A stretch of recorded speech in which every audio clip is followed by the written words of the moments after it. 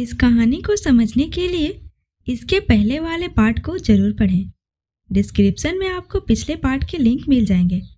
और अगर आपको कहानी अच्छी लगती है तो प्लीज़ लाइक, शेयर और सब्सक्राइब जरूर करें।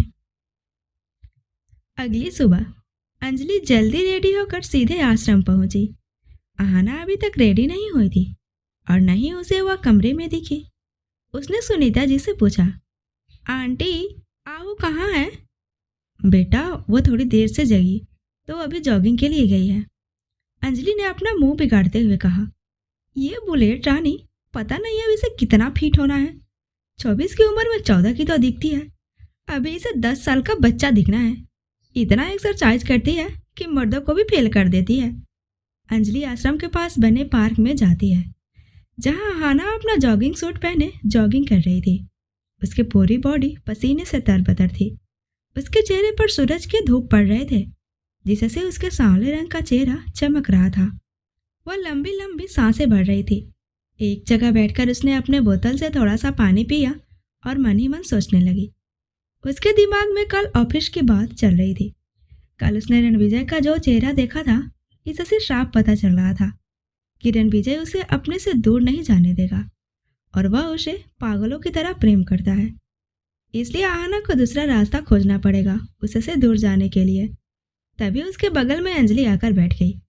आहाना ने अपना सर घुमाकर अंजलि को देखा तो उसका चेहरा उतरा हुआ था।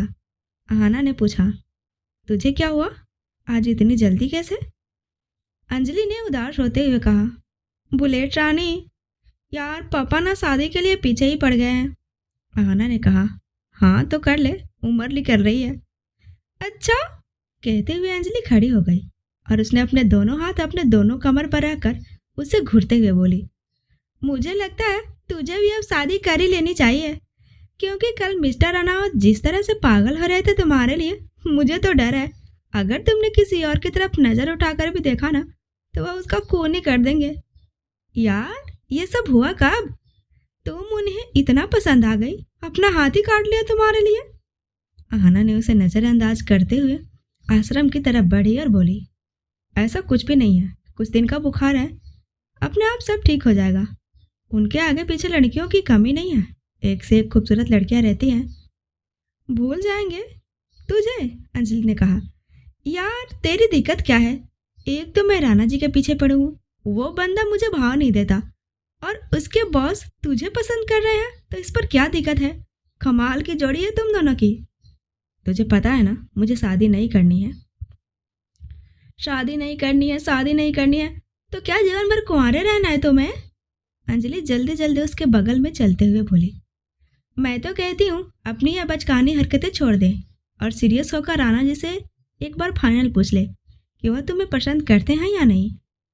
7 साल की उम्र से ही तुम उनके पीछे पड़ी हो, उन्हें भी अच्छे से पता है कि तुम उन्हें पसंद करती हो। अगर उनके मन में तुम्हारे लिए कोई फीलिंग होती तो अब तक बता चुके होते। मुझे लग रहा है कि तुम दीवार से अपना सर फोड़ रही हो। यार 20 साल कम नहीं होते, आहाना ने कहा। अच्छा, आज तो मैं उनसे पूछ कर ही रहूंगी, अंजलि ने मन ही मन फैसला किया।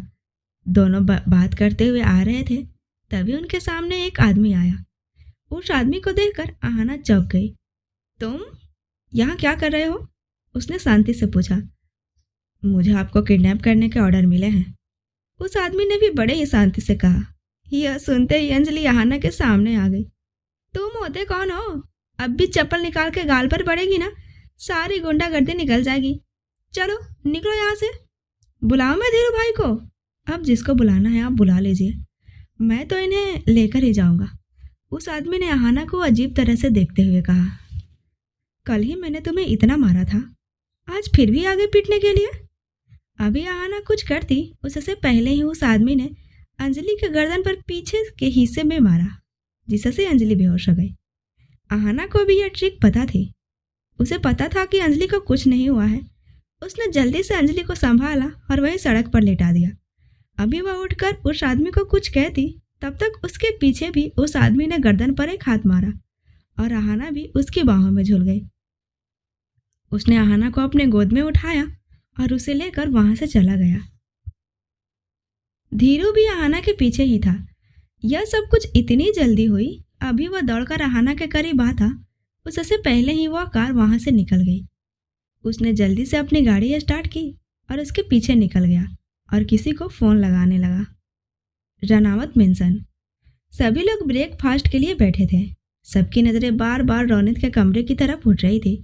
रणविजय ने कहा, क्या हो गया आप सबको? अगर एक दिन ज़्यादा सो लिया तो सोने दीजिए उसे, आप लोग नाश्ता कीजिए। मेघना जी ने चिंता करते हुए कहा, नहीं बेटा, कहीं दोनों की तबीयत ना खराब हो। तभी सुमन बोली, मामा, दोनों की तबीयत एक साथ कैसे खराब हो सकती है? दोनों सो ही रहे होंगे। वहाँ पर उनकी मेड डॉली जी सबको खाना सर्व कर रही थी। जैसे उसने यह सुना उसे खांसी आ गई। उसके साथ साथ मेघना जी ने सुमन के सर पर चपत लगा दी। सुमन को तो समझ ही नहीं आया कि उसने क्या कहा। अरे मैंने क्या गलत कहा? उसने नासमझी में कहा। जब तुम्हें कुछ समझ नहीं आता है तो मुंह क्यों खोलती हो? चुपचाप से खाना खाओ। सुमन मुंह बनाकर खाने लगी। रणविजय भी प्लेट में नजर गड़ाए खा रहा था। तभी उसके नंबर पर एक मैसेज आया। काम हो गया। उसने मैसेज को देखा और मुस्कुराने लगा। थोड़ी देर बाद आदिल अपने कुछ बॉडीगार्डों के साथ श्रद्धा आश्रम पहुंचा। जब सुनीता जी ने उसे देखा तो पूछा, क्या हुआ? आप सब यहाँ सब ठीक है ना? आदिल ने बड़े सहज भाव से कहा, बॉस ने कहा है मैम हमारे साथ ही ऑफिस जाएंगी और हमें उन्हें ड्रॉप करेंगे। अच्छा, सुनीता जी ने कहा, लेकिन अभी वो जॉगिंग करके आई नहीं है तो आपको थोड़ा देर इंतजार करना पड़ेगा। आदिल ने हूँ कहा और वापस अपने गाड़ी के पास चला गया। सुनीता जी धीरू को कॉल लगा रही थी। धीरू का फोन लगातार बज रहा था, लेकिन वह उस कार का पीछा इतनी शिद्दत से कर रहा था जैसे एक सेकंड भी मिस हुआ तो वह कार उसकी आंखों से ओझल हो जाएगी। इसलिए उसने फ़ोन नहीं उठाया। सुनीता जी ने जब आहाना को फ़ोन किया तो आहाना का मोबाइल उनके रूम में ही था। उन्होंने अंजलि को फ़ोन किया तो अंजलि का फ़ोन सड़क पर बजने लगा। अंजलि इस वक्त पार्क के एक किनारे पड़ी थी और उसका मोबाइल वहीं पर था। जब आसपास के लोगों को मोबाइल की रिंग सुनाने लगी तो उन्होंने चारों तरफ अपने नज़रें घुमाकर देखा तो उसे पर्स मिला और वहीं पर अंजलि बेहोश पड़ी मिली। एक आदमी ने उसके बैग से मोबाइल निकाला और अंजलि को होश में लाने की कोशिश की। उसके चेहरे पर पानी डालने के बाद अंजलि को थोड़ा सा होश आया और उसने जल्दी से अपना मोबाइल देखा। उस पर सुनीता जी का कॉल आ रहा था। अंजलि को सारी बातें याद आने लगी। कैनाल ने उसे पहले बेहोश किया था, इसलिए उसे यह पता नहीं था कि आहाना कहाँ है। उसने अपना कपड़ा ठीक करते हुए कहा, बुलेट रानी मुझे यहाँ छोड़कर चली गई। वह आदमी कौन था? कहीं उसने सच में बुलेट रानी का किडनैप तो नहीं कर लिया? यह कहते हुए उसने फ़ोन उठाया। सुनीता जी की आवाज़ आई, कहाँ हैं आप दोनों? दोनों का आज ऑफिस नहीं जाना है क्या? जॉगिंग ही नहीं खत्म हो रही? आंटी, बुलेट रानी नहीं है वहाँ? अंजलि की घबराई हुई आवाज़ सुनीता जी के कानों में पड़ी। नहीं बेटा, वो नहीं आई है। आंटी, बहुत बड़ी गड़बड़ हो गई है। कहते हुए उसने सारी बातें सुनीता जी को बता दी। सुनीता जी यह सुनते ही धम से अपने पास रखे चेयर पर बैठ गई। उनकी धड़कनें एकदम से फास्ट हो गई और उन्होंने मन ही मन कहा, धीरेंद्र फोन नहीं उठा रहा। इसका मतलब धीरेंद्र आहाना के पीछे गया है। मुझे सर को इन्फॉर्म करना होगा। कहते हुए उन्होंने महेश जी को फ़ोन लगा दिया। राणा जी डाइनिंग टेबल के पास आते हुए बोले, बॉस गाड़ी रेडी है। रणविजय वहाँ से उठ गया। तभी राणा जी का मोबाइल बजा। उन्होंने अंजलि का नंबर देखा और उसे इग्नोर कर दिया। जब अंजलि उन्हें बार बार फ़ोन करने लगी तो वह इरिटेट हो गए और उन्होंने फ़ोन उठाया। उधर से अंजलि की रोती हुई आवाज़ आई, राणा जी, आहाना का किसी ने किडनैप कर लिया है। यह सुनते ही राणा जी के कदम थम गए और उनके पीछे आ रहा रणविजय अपने मोबाइल में देखते हुए चल रहा था तो राणा जी से टकरा गया। उसने घूर कर राणा जी को देखा। क्या बदतमीजी है। राणा जी ने एक नज़र सबको देखा। सब खाना खा रहे थे। उन्होंने सबके सामने कुछ भी बताना जरूरी नहीं समझा, नहीं तो सब परेशान हो जाएंगे। उन्होंने अंजलि से पूछा, तुम कहाँ हो और धीरेंद्र भाई कहाँ हैं? मैं आश्रम में ही हूँ। धीरू भाई शायद उनके पीछे गए हैं, लेकिन फ़ोन नहीं उठा रहे हैं। अच्छा ठीक है, मैं आता हूँ। चलते हुए दोनों पैलेस से बाहर आ गए। राणा जी ने रणविजय को देखा और कहा, आहाना को किसी ने उठा लिया है। रणविजय ने राणा जी को देखा और वहां से तेज कदमों के साथ अपने गाड़ी की तरफ बढ़ गया। सड़क पर गाड़ी का पीछा करते करते धीरेंद्र एक जगह पर आकर रुक गया। उसके सामने ही वह कार रुकी हुई थी। वह एक बहुत ही बड़ा खुला मैदान था जहां पर आसपास एका दोका पेड़ थे और खाली जमीन पड़े थे। जल्दी से अपनी गाड़ी से उतरा और उस कार के पास आया। उसका दरवाजा खुला हुआ था। उसने चारों तरफ अपनी नजरें घुमाई तो उसे वहां से एक हेलीकॉप्टर अभी अभी उड़ते हुए दिखा। धीरेंद्र के कानों में उस हेलीकॉप्टर के गड़गड़ाहट मानो सुनाई ही नहीं दे पड़ रही थी। वह बिना कुछ सोचे समझे हेलीकॉप्टर की तरफ तेजी से दौड़ा, लेकिन वह हेलीकॉप्टर वहां से उड़ गया। उसकी सांसें थम चुकी थी और धड़कन भी। वह अपना मुंह खोले उस हेलीकॉप्टर को देख रहा था। देखते ही देखते वह हेलीकॉप्टर उसकी नजरों से ओझल हो गया। उसने अपने कांपते हाथों में अपना मोबाइल थामा और राणा जी को कॉल लगा दिया। उसकी आंखों के सामने 14 साल की डरी सहमी हाना खड़ी थी, जिसके कपड़ों पर बुरी तरह से खून लगा हुआ था। ना चाहते हुए भी धीरू को 10 साल पुरानी बात याद आ गई। 10 साल पहले भी इसी तरह गायब हो गई थी और जब वह आई थी उसकी हालत बिल्कुल ठीक नहीं थी। वह बहुत डर गया। उसने मन ही मन कहा, बहुत मुश्किल से आना ने खुद को संभाला है। अगर उसके साथ इस बार कुछ भी हुआ तो वह टूट जाएगी और मैं अपने आप को कभी माफ नहीं कर पाऊंगा। राणा जी इस वक्त रणविजय की कार ड्राइव कर रहे थे। उन्होंने अपने ब्लूटूथ को ऑन करते हुए कहा, आप कहाँ थे धीरू भाई? आपके रहते ये सब कैसे हो गया? अगर उसे कुछ भी हुआ ना। इतना कहकर राणा जी चुप हो गए। उनके हाथ स्टीयरिंग पर कस गए और उन्होंने गाड़ी को फुल स्पीड के साथ श्रद्धा आश्रम की तरफ बढ़ा दिया। आहाना को कोई ले गया, यह सुनते ही राणा जी गुस्से से पागल हो गए। उन्हें इस बात का विश्वास था कि धीरेंद्र आहाना को बचा लेगा। समुद्री इलाका जहां दूर दूर तक कोई भी नहीं था। एक तरफ विशाल समुद्र अपनी गर्जन कर रहा था और उसके उल्टे साइड में बना जंगल बिल्कुल शांत था। उन दोनों के बीच में एक खूबसूरत सा फार्म हाउस था। वहीं पर एक हेलीकॉप्टर आकर रोका। कैनाल आहाना को अपनी बाहों में उठाए उस बेला के अंदर आ गया। मन ही मन सोचते हुए उसने कहा, आखिर बॉस को इस लड़की से क्या लेना देना है? उन्होंने इसका किडनैप क्यों करवाया है? अंदर लाकर उसने आहाना को बेड पर सुला दिया। श्रद्धा आश्रम में अंजलि सुनीता जी के गले लगकर रो रही थी। सुनीता जी उसे चुप करा रही थी। धीरेंद्र वहीं पर अपनी नजरें नीचे किए खड़ा था। एसपी चड्ढा अपने कुछ पुलिसकर्मी के साथ उपस्थित थे और वह धीरेंद्र से सवाल पूछ रहे थे। महेश जी अपने पीए सुनंदा के साथ वही थे। छोटू धीरू से बोला, भाई अपने गाड़ी का नंबर देखा? धीरू ने नाम में सर हिला दिया। महेश जी कुछ नहीं बोल रहे थे। उन्हें बस इस बात का डर था, अगर आहाना के साथ कुछ भी गलत हुआ तो वह इस बार संभल नहीं पाएगी। तभी वहां पर एक के बाद एक गाड़ियां आकर रुकी। राणा जी बाहर आकर गेट खोले तो रणविजय भी बाहर आया। उसे देखते ही सब खड़े हो गए। रणविजय के घूरती हुई नजर पहले धीरेंद्र पर पड़ी, फिर अंजलि पर। रणविजय को देखकर महेश जी की पीए सुनंदा मन ही मन सोचने लगी, या यहाँ क्यों आए हैं? क्या आहाना मैम से इनकी कोई पर्सनल रिलेशन है? एसपी चड्ढा ने कहा, मिस्टर अनावत आप यहाँ? कुछ पता चला? अभी तक हमें ऐसा कुछ भी पता नहीं चला है जिसे हम आइडिया लगा सके कि उन्हें किसने किडनैप किया है। रणविजय सबको साइड हटाते हुए धीरू के सामने आकर खड़ा हो गया।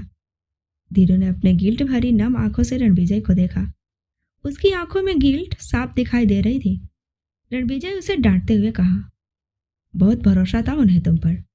तुम्हारे नाक के नीचे से कोई उन्हें उठाकर ले गया और तुम उन्हें छू भी नहीं पाए।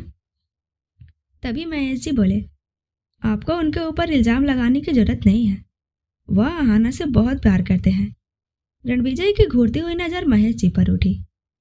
आपने अपनी बेटी की सुरक्षा एक ऐसे आदमी के हाथों में दी है जो समय आने पर उसकी रक्षा नहीं कर पाया, और अब भी आपको लगता है इसमें इसकी गलती नहीं है? इसने उस गाड़ी का नंबर तक नहीं देखा जो इसके आगे आगे भाग रही थी। आपको नहीं लगता सामने खतरा देखकर यह अपना मानसिक संतुलन खो बैठा था? इसे अभी ट्रेनिंग की प्रॉपर जरूरत है। रणविजय ने एक अच्छे खासे ट्रेंड बॉडीगार्ड को एक पल में ही निकम्मा साबित कर दिया था। राणा जी का माथा ठनका। कल ही आहाना ने पर्सनल बॉडीगार्ड रखने से मना कर दिया था और उसने यह कहा था कि मेरे साथ धीरू भाई है और वह मेरी रक्षा कर सकते हैं। तो क्या बॉस ने आहाना का अपहरण करवाया है, धीरू भाई को नीचा दिखाने के लिए? सेम सवाल महेश जी के मन में भी उठे। राणा जी और महेश जी दोनों की नजरें आपस में मिली और दोनों ही रणविजय को देखने लगे। रणविजय ने एसपी चड्ढा को देखते हुए कहा, आप यहाँ खड़े खड़े क्या कर रहे हैं? जल्दी से उनका पता लगाइए। आज शाम तक वो मुझे चाहिए। और हाँ, यह बात हमारे अलावा किसी और को पता नहीं चलनी चाहिए। फिर उसने राणा जी को देखकर कहा, आप भी अपने काम पर लग जाइए। अगर उन्हें एक भी खरोच आई ना तो मैं किसी को भी नहीं छोड़ूंगा। यह कहते हुए उसने धीरेन्द्र को एक बार फिर से घूर कर देखा और अपना चश्मा पहनते हुए वहां से निकल गया। उसके जाते ही धीरू कुर्सी पर बैठ गया और उसकी आंखें छलक आई। महेश जी और सुनीता जी दोनों ही उसके दोनों साइड उसके कंधे पर हाथ रहकर समझाने लगे। अंजलि बोली, इसमें आपकी कोई गलती नहीं है भाई, और आहाना कोई बच्चे नहीं है। वह अपना सेल्फ डिफेंस अच्छे से जानती है। देखिएगा वह उसका मुंह तोड़कर जवाब देगी। एसपी चड्ढा भी अपने बटालियन को लेकर वहां से निकलने लगे। उन्हें डर था, इतने बड़े बिजनेसमैन की बेटी, जिसे पूरा देश और एशिया जूते का बादशाह कहता है, अगर उसे कुछ भी हुआ तो उनके वर्दी पर दाग लग जाएगी। इसलिए वह अपनी पूरी जान लगाकर आहाना को ढूंढने में जुट गए और उन्होंने महेश जी को ढांढस बजाते हुए कहा, आप चिंता मत कीजिए सर, आहाना मैडम को कुछ नहीं होगा। फार्म हाउस पर जैसे ही आहाना की नींद खुली, उसने अपने आप को एक आलीशान कमरे में बड़े से बेड पर पाया। उसके ऊपर कंबल डाला हुआ था। वह उठकर बैठ गई। उसके पैर में उसका जूता नहीं था। उसका जूता उसके बेड से कुछ दूर पड़ा था। वह बेड से नीचे उतरी और अपने घुटनों और दोनों हाथों के बल चलते हुए अपने जूते के पास पहुंची और उसने अपना जूता पहन लिया। फिर वह दरवाजा के पास आई तो दरवाजा खुला था। बाहर आकर उसने देखा तो वह घर काफी सुंदर था। उसके अलावा और भी बहुत सारे कमरे थे, लेकिन सभी बंद थे। हॉल और बरामदे प्रॉपर साफ थे। हॉल में एक आदमी बैठा था जिसकी पीठ आहाना की तरफ थी। आहाना सीढ़ियों से उतरकर उसके पास आई। जब कैनाल को आहाना के कदमों की आहट सुनाई दी तो वह खड़ा हो गया। आहाना ने उसे घूर कर देखा और कहा, कौन हो तुम? तुम मुझे यहाँ लेकर क्यों आए हो? कैनाल ने कहा, मेरा नाम कैनाल है और आपको यहाँ पर 3 दिन रखने के लिए मुझे ऑर्डर दिया गया है। लेकिन क्यों? आहाना ने उसी तरह उसे देखते हुए पूछा। आपको भूख लगी है? आप बैठे, मैं आपके लिए कुछ खाना बनाकर लाता हूँ। और बाहर जाने की कोशिश मत कीजिएगा, क्योंकि यहाँ से बाहर जाना इम्पॉसिबल है। ये मेरे सवाल का जवाब नहीं है, आहाना उसके सामने आते हुए बोली। कैनाल किचन में चला गया। आहाना ने चारों तरफ देखा। उन दोनों के अलावा उस घर में कोई नहीं था। वह गेट की तरफ बढ़ी और दरवाजा खोलकर बाहर आ गई। बाहर का नज़ारा देखकर वह हैरान रह गई। वह वीरान जंगल उसके सामने खड़ा था, उसका रास्ता रोककर, और उसके पीछे अथाह समुंदर था जिसका अंत दूर दूर तक नजर नहीं आ रहा था। आहाना ने मन ही मन कहा, यह मुझे लेकर कहाँ आया है? यह यहाँ आया कैसे? हेलीकॉप्टर से? आहाना वापस से अंदर जाकर दरवाजा बंद कर दी और किचन में गई। उसने कैनाल का कॉलर पीछे से पकड़ा और उसे अपनी तरफ घुमाते हुए बोली, तुम मुझे अभी के अभी यहाँ से बाहर लेकर चलो। कैनाल ने कुछ नहीं कहा। उसने आहाना का हाथ पकड़ा और अपना कॉलर पर से हटाते हुए कहा, पहले हम खाना खा लेते हैं। उसके दोनों हाथ में थाली था। उसने उसके हाथ से थाली लिया और जमीन पर पटक दिया। कैनाल का गुस्सा आ गया। एक तो उसने इतनी मेहनत से इस लड़की के लिए खाना बनाया था। उसने आहाना का बाजू पकड़ा और उसे प्लेटफार्म से सटा दिया। फिर क्या था, आहाना ने अपना घुटना उसके दोनों पैरों के बीच में मार दिया, जिससे कैनाल झट से उससे दूर हो गया और अपने दोनों हाथ अपने दोनों जांघों के बीच रखकर जोर से चीखा, पागल हो क्या? जब मैंने कहा कि हम 3 दिन बाद चले जाएंगे तो क्यों जिद कर रही हो? पहले मुझे यह बताओ कि मुझे किडनैप करने के लिए तुमसे किसने कहा है? कैनाल कुछ नहीं बोला और वह किचन से बाहर आने लगा। आहाना भी उसके पीछे पीछे आई। पागल आदमी, तुम्हें सुनाई भी देता है या नहीं? मैं तुमसे कुछ पूछ रही हूँ। कैनाल फिर भी चुप था और चुपचाप सोफे पर बैठ गया। आहाना को मन कर रहा था कि वह उसका सर दीवार में फोड़ दे। उसके सामने बैठा आदमी उसकी एक भी बात का जवाब नहीं दे रहा था। दोपहर के 2 बज रहे थे और अब आहाना को भूख लग रही थी। वह वापस से किचन में गई उसने देखा कि खाना नहीं था। कैनाल ने पहले ही खाना खा लिया था और जो भी खाना बचा था उसने खुद ही गिरा दिया था। खाना बनाना तो दूर, कुकिंग का सी भी नहीं आता था आहाना को। बाहर आकर बोली, तुमने इतना कम खाना क्यों बनाया? अब मैं क्या खाऊंगी? कैनाल उसे देखते हुए कहा, अगर आप पहले कह देती आपको गिराने के लिए अलग से खाने की ज़रूरत है तो मैं और ज़्यादा बना देता। अब मुझे कहाँ पता था, मैंने तो खाने के लिए ही बनाया था। वैसे भी यहाँ पर सिर्फ कुछ दिनों का ही राशन है। अगर आप ऐसे ही खाना फेंकती रही तो हम दोनों को भूखा रहना पड़ेगा। आहाना ने कहा, जल्दी से मेरे लिए खाना बनाकर लाओ। कैनाल भी खड़ा हो गया और उसकी तरफ घूरते हुए कहा, मैं आपके बाप का नौकर नहीं हूँ, खुद से बना लो। बेचारी आहाना, उसके पास तो मोबाइल भी नहीं था जो वीडियो देखकर कुछ बना लेती। किचन में खड़ी होकर अपना सर खुजाने लगी और जब उसे कुछ भी समझ नहीं आया तो अभी बाहर आ गई और मन ही मन सोचने लगी, अगर उस दिन रोनित का बच्चा मेरे सामने नहीं आया होता तो अब तक मैं कुकिंग क्लास ज्वाइन कर लेती और इन 15-20 दिनों में कुछ ना कुछ तो बनाना सीख ही जाती। किचन से निकलकर वह कैनाल को ढूंढने लगी, लेकिन कैनाल बाहर आ गया था। वह मजे से समुद्र के किनारे रेत पर बैठा हुआ था और कुछ बना रहा था। आहाना उसके पास आकर खड़ी हो गई। कैनाल अपना सर उठाकर उसे देखा और वापस अपने चित्रकारी में लग गया। आहाना उसके पास बैठते हुए बोली, मुझे खाना बनाना नहीं आता, प्लीज कुछ बना दो। कैनाल ने उसे अजीब तरह से देखा और हंसते हुए बोला, सीरियसली, लड़की होकर आपको खाना बनाने नहीं आता? यह सुनते ही आहाना चिढ़ गई। क्या मतलब? खाना बनाना जरूरी होता है? बहुत जरूरी होता है, चाहे वह लड़का हो या लड़की। अब आप ही देख लो, अगर आपको खाना बनाने आता तो आज आप खाना बनाकर खा सकते थे। लेकिन कोई बात नहीं, वैसे भी आपको तकलीफ ना पहुंचाने की सख्त हिदायत मिली है मुझे। मेरे अंदर इतनी हिम्मत नहीं है कि मैं अपने बॉस के ऑर्डर की अवहेलना करूं। चलिए। रनावत कॉम्प्लेक्स में रणविजय अपने केबिन में बैठा काम कर रहा था और रंजना उसके आज का शेड्यूल उसे समझा रही थी। पार्किंग लॉट में खड़े राणा जी के दिमाग में बार बार एक ही बात घूम रहा था, ये बॉस इतने शांत क्यों हैं? जिस लड़की को एक बार देखने के बाद अपना मंडप छोड़कर उठ गए थे, 3 साल तक पागलों की तरह उसका पीछा करते रहे, आज उसके गायब होने से उनके चेहरे पर सिकन तक नहीं है। कैनाल भी गायब है। कहीं इन्होंने कैनाल से आहाना का? इसके आगे वह सोच ही नहीं पाए और जल्दी जल्दी रणविजय के केबिन में आ गए। केबिन में आते ही उन्हें अंजना की आवाज़ सुनाई दी, बॉस, जैसा आपने कहा था हमने पेरिस में द गार्जियन होटल में अपने रूम बुक कर दिए हैं और ये 2 टिकट्स हैं। रणविजय ने हाँ कहा और वह टिकट लेकर अपने टेबल के दराज में रख दिया। राणा जी बिना दरवाज़ा नॉक किए अंदर आए तो अंजना ने पीछे पलट कर देखा। राणा जी अंजना से बोले, आप थोड़ी देर के लिए बाहर जाइए, मुझे बॉस से बात करनी है। अंजना ने रणविजय को देखा तो रणविजय ने उसे बाहर जाने का इशारा किया। अंजना चुपचाप वहां से चली गई। राणा जी ने अपने दोनों हाथ पॉकेट में डाले और रणविजय को घूरते हुए बोले, आना कहाँ है? रणविजय अपने फाइल में नजर गड़ाए ही बोला, अगर आपको पता चल गया तो आप बताइए। यह मेरे सवाल का जवाब नहीं हुआ। रणविजय अपने चेयर से उठकर अपने रेस्ट रूम में जाते हुए बोला, मैंने आपको बोला है ना, अपने सारे सोर्सेज लगाइए।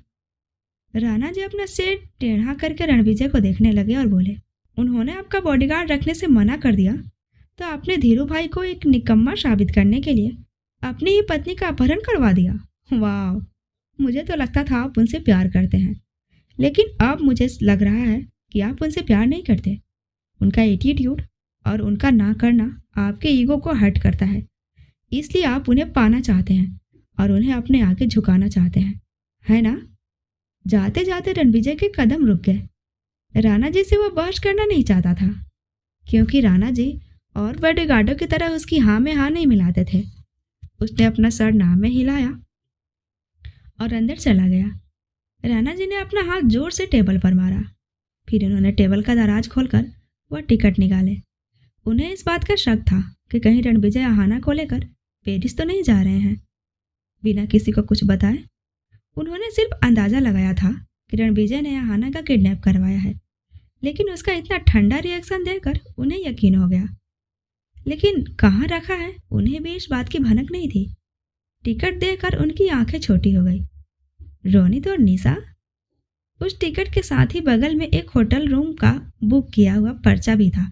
उस पर पेरिस के फेमस होटल द गार्जियस का डिटेल्स था। यह होटल आमतौर पर हनीमून स्वीट के लिए बुक किए जाते थे। राणा जी मन ही मन सोचने लगे, शादी के इतने सालों बाद बॉस रोनित और निशा को हनीमून पर भेज रहे हैं। उन्होंने वह टिकट और पेपर वहीं पर रखा और दरवाजा बंद करके वापस बाहर निकल गए। रनावत मेंशन। मेघना जी रोनित के कमरे का दरवाजा खटखटाती हैं। रोनित बेटा, दरवाजा खोलिए, 3 बजने को आए हैं, अब कितना सोना है आपको? आज ऑफिस नहीं जाना क्या? मेघना जी का दरवाजा पीटने से कहीं जाकर रोनित और निशा की आंखें खोली। रोनित झट से बेड पर बैठ गया। उसने अपने बगल में सो रही निशा को देखा, जिसके चेहरे पर दुनिया भर की मासूमियत फैली हुई थी। आज उसका चेहरा गुलाब के पंखुड़ियों से खिला खिला लग रहा था। निशा के चेहरे पर चिपकी हुई एक ऐसी मुस्कुराहट जिसे देखने के लिए रोनित बरसों से तरस गया था। उसने जल्दी से निशा को जगाया और जमीन पर पड़े हुए अपने और उसके कपड़े उठाकर कंबल के नीचे छुपा दिया। निशा को कपड़ से निकालकर एक नाइटी दी और खुद दरवाजा खोलने के लिए दरवाजा के पास आ गया। निशा ने जल्दी से वो नाइटी पहन ली। मेघना जी ने जब रोनित को ऐसे देखा तो उन्होंने पूछा, क्या कर रहे हैं दोनों? डरा ही दिया था, इतनी देर तक कौन सोता है? मेघना जी के बगल में एक मेड खड़ी थी जिसने खाने की ट्रॉली पकड़ रखी थी। मेघना जी ट्रॉली को लेकर खुद ही अंदर आ गई और मेड वहां से चली गई। जल्दी से दोनों फ्रेश होकर खाना खाइए। सॉरी मॉम, समय का पता ही नहीं चला, रोनित ने कहा। मेघना जी निशा के पास आकर जैसे उसका कंबल हटाने को हुई, निशा ने जल्दी से कंबल पकड़ लिया, क्योंकि कंबल के नीचे ही रोनित ने सारे कपड़े छुपा दिए थे। क्या हुआ?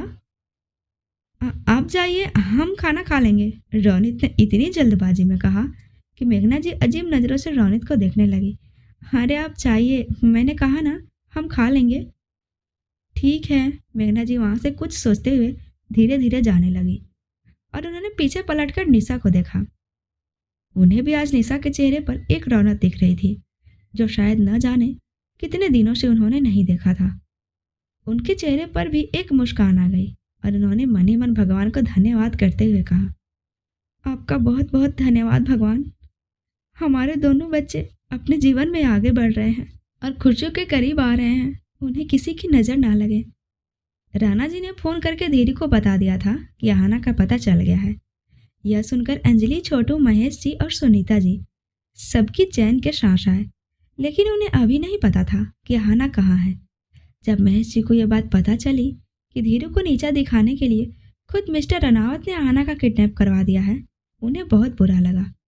इस बात से खुशी हो रही थी कि ऐसे आदमी के हाथों में अपनी बेटी का हाथ देने से अच्छा ही है मैं अपनी बेटी को सारे जीवन कुंवारे ही रखूं। मिस्टर रनावत के दिमागी हालत शायद ठीक नहीं है। वह आहाना को कंट्रोल करना क्यों चाह रहे हैं? क्या आहाना ने उन्हें चैलेंज किया था? अगले दिन आहाना समुद्र के किनारे बालू पर बैठकर बालू से एक खूबसूरत घर बना रही थी। बार बार कोशिश करने के बाद भी वह घर गिर जा रहा था। कैनाल थोड़ी दूर पर एक लोहे की कुर्सी पर बैठा हुआ था। उसके हाथ में कैमरा था। वह कैमरे से आहाना की अलग अलग एंगल से फोटो क्लिक कर रहा था। इस बात से अनजान आहाना पूरी शिद्दत से उस घर को बनाने में जुटी थी। कैनाल ने उस कमरे को सेट करके उस चेयर पर रखा और वापस से आकर आहाना के पीछे बैठ गया। वह कैमरा ऑटो कैप्चर था। हर कुछ सेकंड पर एक एक फोटो क्लिक करता जा रहा था। आहाना ने कैनाल को देखा तो कैनाल उसके बनाए हुए घर को देख रहा था। उसके मुंह से अनायास ही निकला, वाह, आपने तो बहुत अच्छी चित्रकारी की है। आहाना हल्का सा मुस्कुराई। मैं आपकी हेल्प करूं? कहते हुए कैनाल ने जैसे ही उस घर को छुआ, आहाना का पूरा मेहनत बर्बाद हो गया। यह देखकर आहाना को गुस्सा आ गया और वह कैनाल को मारने लगी। इडियट, इतना मेहनत से मैंने घर बनाया था और तुमने इसे गिरा दिया। पागल आदमी। कैनाल उससे बचने के लिए समुद्र के किनारे भाग रहा था और आहाना उसके पीछे पीछे दौड़ रही थी। थोड़ी दूर जाकर कैनाल बालू पर बैठ गया। आहाना मारते मारते उसके ऊपर चढ़ गई और बालू उठाकर उसके शर्ट में भरने लगी। थोड़ी देर अपने आप को बचाने की कोशिश करने के बाद कैनाल ने अपने आप को बचाना बंद कर दिया और उसने अपने दोनों हाथ अपने सिर के नीचे लगाकर वहीं बालू पर लेट गया और आहाना को एकटक देखने लगा। यह देखते ही अहाना झेप गई और वह जल्दी से उसके ऊपर से उठ गई। अहाना के जाते ही कैनाल उठकर बैठ गया। उसने अपना एक पैर फैला रखा था और एक पैर को मोड़ रखा था। वह जाते हुए अहाना को बड़े ध्यान से देख रहा था और अपने मन में उठ रही फीलिंग को दबा रहा था। पता नहीं बॉस का इस लड़की से क्या रिश्ता है। अहाना ने कल वाले ही कपड़े पहने हुए थे। ये सारे मोमेंट्स कैमरे में कैद हो गए थे। वहीं जमीन पर बैठी अहाना को यह शांत वातावरण बहुत ही ज़्यादा अच्छा लग रहा था। लेकिन उसे इस बात का दुख था, उसके सारे घर वाले परेशान हो रहे होंगे। यहाँ पर ना तो कोई फ़ोन था, ना ही मोबाइल जिससे वो कांटेक्ट करके बता सके। एक अनजान आदमी के साथ होते हुए भी उसे पॉजिटिव एनर्जी आ रही थी। उसे कनाल से डर नहीं लग रहा था। उसने सोचा, काश मैं यहीं रह जाती। कितना सुकून है यहाँ पर, कितनी शांति है। लेकिन मैं यहाँ हाथ पर हाथ रखकर नहीं बैठ सकती। पता नहीं इसका बॉस कौन है। अहाना कुछ सोचते हुए अंदर आ गई और वह कैनाल से बोली, तुम्हें खाना बनाना है तो बना दो, मुझे भूख लग रही है, नहीं तो मैं सोने जा रही हूँ। कैनाल एकदम से होश में आया और वह अपने कमरे के पास आकर कैमरा ऑफ कर दिया। अब तक बहुत सारी पिक्चर क्लिक हो चुकी थी। फार्म हाउस के अंदर आने के बाद कैनाल किचन में चला गया और अहाना यह बोलकर अपने कमरे की तरफ चली गई कि जब खाना बन जाए तो मुझे बुला लेना। जैसे ही कैनाल किचन में गया, अहाना वापस पलटकर बाहर निकल गई और एक तरफ दौड़ लगा दी। उसे नहीं पता था कि वह कहाँ जा रही है। वह बेतहासा दौड़े जा रही थी। एक जगह ऐसा आया जहाँ उसके कदम रुक गए। उसके आगे भी चारों तरफ पेड़ थे और पीछे भी चारों तरफ पेड़। उसने मन ही मन कहा, अगर आगे इससे भी घना जंगल मिला तो? नहीं यार, मैं ये गलती नहीं कर सकती, मुझे वापस जाना होगा। लेकिन उसे समझ नहीं आ रहा था कि वह किस तरफ से वापस जाए। वह रास्ता भटक चुकी थी। तभी आसमान में तेज गड़गड़ाहट होने लगी। जब उसने ऊपर देखा तो पेड़ों के झुरमुट से उसे हेलीकॉप्टर दिखाई दिया। वह उस हेलीकॉप्टर के साथ साथ भागने लगी और थोड़े ही देर बाद वह फिर से उस मैदान में आ गई जहाँ से भागी थी। उसने गहरी सांस ली और वहीं बैठ गई। Thank God. फिर उसकी नज़र अपने जूते पर गई। अगर मैं ज़्यादा दौड़ी तो ये जवाब दे देंगे। यह कहते हुए धीरे धीरे चलने लगी। हेलीकॉप्टर उससे थोड़ी दूर जाकर रुक गया और उसमें से दो आदमी निकले। एक शायद पायलट था और दूसरा काले कोट में था।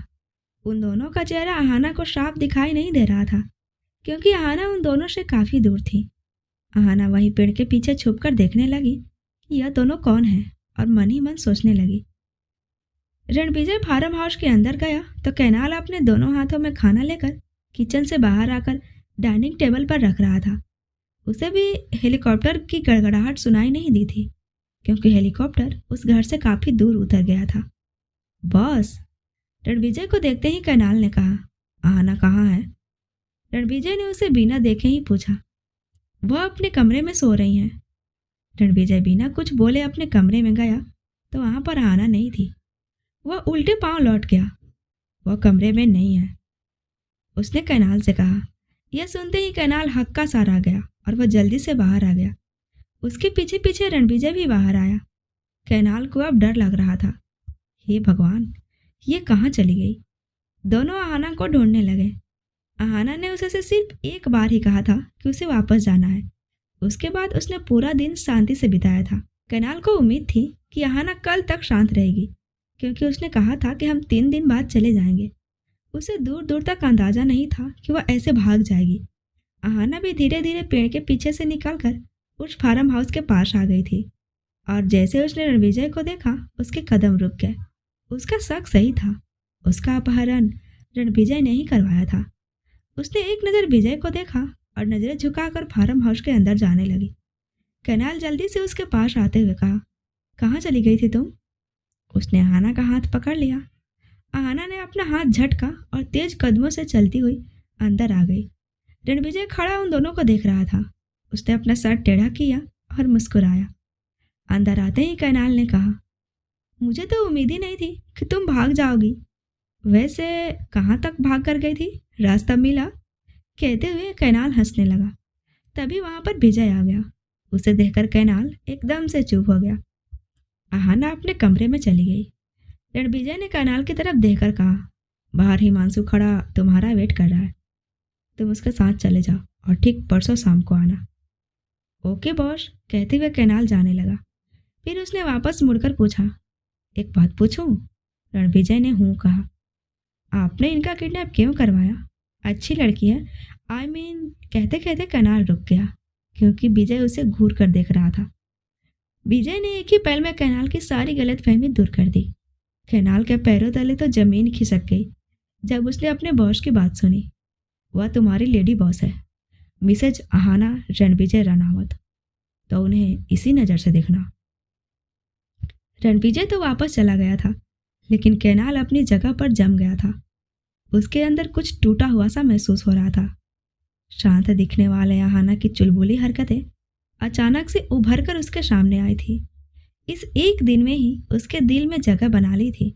उसने मन ही मन कहा, ओ गॉड, क्या कर रहा था मैं? बॉस ने शादी कर ली है। यह उनकी पत्नी थी। अपनी पत्नी को कौन किडनैप करवाता है? उसने मन ही मन सोचा और वहां से चला गया। उसका मन बहुत उदास हो गया था। जब आहाना कमरे में आई तो उसने देखा वहां पर एक सूटकेस रखा हुआ था। रणविजय कमरे में आकर सूटकेस को बेड पर रखकर ओपन करने लगा। उसमें आहाना के कुछ कपड़े थे और उसके ज़रूरत की चीज़ें थी। उसने रणविजय को इग्नोर किया और वॉशरूम में चली गई।